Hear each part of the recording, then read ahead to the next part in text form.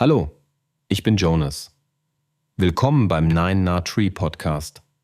Heute werde ich das Buch zusammenfassen und besprechen. Der Mann, der nicht verlieren kann. Warum man Trump erst dann versteht, wenn man mit ihm golfen geht. Von Rick Riley ist ein faszinierendes Sachbuch, das einen einzigartigen Einblick in die Persönlichkeit des ehemaligen US-Präsidenten Donald Trump bietet. Und das auf Basis eines eher ungewöhnlichen Kontextes, dem Golfsport. Rick Riley, ein anerkannter amerikanischer Sportjournalist und langjähriger Kolumnist, nimmt die Leser mit auf die Fairways und Greens der Golfplätze, auf denen Trump nicht nur spielt, sondern seine wahre Natur zeigt. Durch Anekdoten, investigative Recherchen und zahlreiche Interviews mit Menschen aus Trumps Golfumfeld räumt Riley mit Mythen auf und legt offen, wie eng Trumps Verhalten auf dem Golfplatz mit seinem Auftreten in Politik und Wirtschaft verknüpft ist. Das Buch bringt nicht nur Golffans spannende Insider-Informationen, sondern vermittelt allen Interessierten ein tieferes Verständnis über Trumps Charakterzüge, insbesondere über seine Haltung zum Gewinnen und Verlieren. Mit bissigem Humor und präzisen Beobachtungen enthüllt Riley die psychologischen Mechanismen eines Mannes, dessen Verhalten auf dem Golfplatz mehr über ihn aussagt als jede politische Rede. Ich werde Ihnen die wichtigsten Erkenntnisse aus diesem Buch mitteilen. Erstens, Golf als Spiegel der Persönlichkeit. Riley setzt das Thema Golf ein, um grundlegende Charakterzüge von Donald Trump zu veranschaulichen. Im Verlauf des Buches wird klar, dass Trumps Einstellung zum Gewinn, koste es, was es wolle, nicht nur eine politische Taktik ist, sondern tief in seiner Persönlichkeit verwurzelt liegt. Durch zahlreiche Beispiele zeigt Riley, wie Trump jede Gelegenheit nutzt, um als Sieger hervorzugehen, unabhängig von Fairness oder Regeln.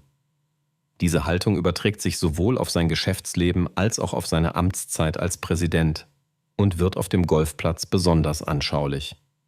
Der Platz wird zu einer Bühne, auf der Trumps Drang zu siegen und sein Unvermögen, Niederlagen hinzunehmen, einprägsam illustriert werden. Zweitens, Regelverstöße und Manipulation. Ein zentraler Aspekt des Buches sind die vielen Berichte über Trumps Neigung, die Golfregeln nach eigenem Gutdünken zu beugen oder sogar zu brechen.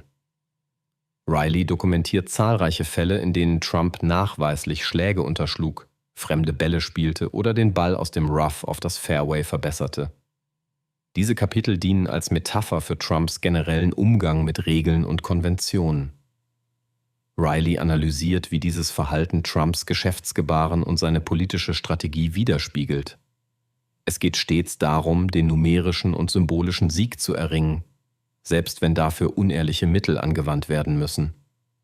Der Golfplatz wird so zur Lehrbuchszene für Trumps Umgang mit Wahrheit und Ehrlichkeit. Drittens. Die Bedeutung von Image und Selbstinszenierung. Das Buch legt großen Wert darauf zu zeigen, wie wichtig Trump-Inszenierung und das eigene Image sind. Auf den von ihm betriebenen Golfplätzen prangt sein Name überall. Und er sorgt akribisch dafür, dass alles in einem Glanz erstrahlt, der seinen Status reflektieren soll. Riley beschreibt, wie Trump öffentliche Auftritte auf dem Golfplatz nutzt, um sich als herausragenden Sportler und erfolgreichen Unternehmer zu präsentieren. Es handelt sich dabei jedoch mehr um sorgfältig aufgebautes Schauspiel als um echte sportliche Leistungen. Dieses Kapitel verdeutlicht, wie sehr Trump auf Außendarstellung bedacht ist und wie dies sein gesamtes Handeln prägt, sowohl in der Businesswelt als auch in seiner Rolle als Politiker. Viertens. Persönliche Begegnungen und Anekdoten. Rileys Buch lebt von zahlreichen persönlichen Erfahrungen und Anekdoten, die das Bild von Trump als Golfer und Mensch lebendig und detailreich zeichnen. Interviewpartner, von Golfpartnern bis hin zu Caddy-Mitgliedern, berichten über ihre Beobachtungen, deren Spektrum von amüsant bis erschreckend reicht. Die Vielfalt der Stimmen macht das Bild komplett. Es wird klar, dass Trumps Verhalten nicht einzelne Ausrutscher sind, sondern ein konsistentes Muster zeigen. Diese realen Geschichten bieten Einsichten aus erster Hand und zeigen, wie Trumps Einstellungen und Taktiken auf dem Spielfeld von seinem Umfeld wahrgenommen und kommentiert werden. Schließlich kritische Reflexion über die Macht des Sports. Im letzten Teil des Buches denkt Riley über die Rolle des Sports in der Gesellschaft nach und wie er als Bühne für größere gesellschaftliche Dynamiken dient. Golf, traditionell ein Sport der Eliten, spiegelt Machtstrukturen, Zusammenhalt, aber auch Ausgrenzung wider. Trumps Verhalten auf dem Golfplatz wird zu einem Mikrokosmos für Machtmissbrauch und Manipulation. Riley diskutiert auch, wie die Öffentlichkeit und insbesondere die Golfgemeinschaft auf dieses Verhalten reagieren. Diese kritische Betrachtung sensibilisiert Leser dafür, wie Sport politische und gesellschaftliche Realitäten abbilden und sogar verstärken kann.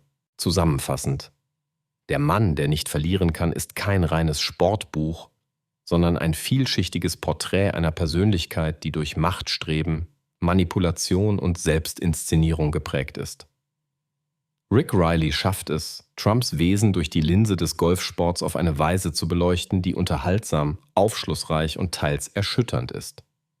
Das Buch eignet sich besonders für Leser, die sich für politische Psychologie, Biografien und die Überschneidung von Sport und Gesellschaft interessieren. Auch Golfenthusiasten kommen voll auf ihre Kosten, da sie einen tiefen Einblick in das Verhalten einer der bekanntesten Figuren in ihrem Sport erhalten. Wer verstehen will, wie persönliche Charakterzüge das öffentliche und politische Handeln prägen, findet in diesem Buch zahlreiche Denkanstöße.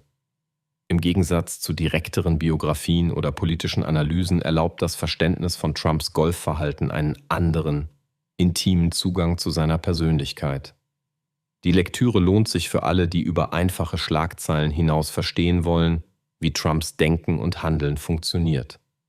Wer dieses Buch kauft, erhält nicht nur eine Analyse von Donald Trump, sondern ein unterhaltsames und tiefgründiges Werk zu Macht, Integrität und den Masken, die wir im Alltag tragen.